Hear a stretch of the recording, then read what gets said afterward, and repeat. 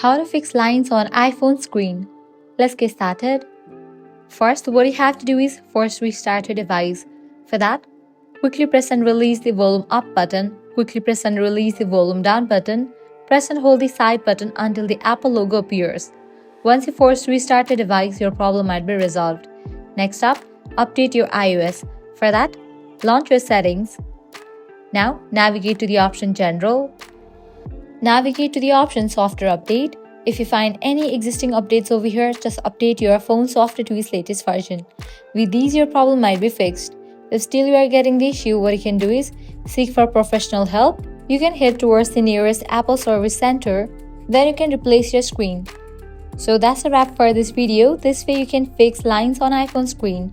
If this guide was helpful, don't forget to like, share and subscribe to our channel. Thanks for watching.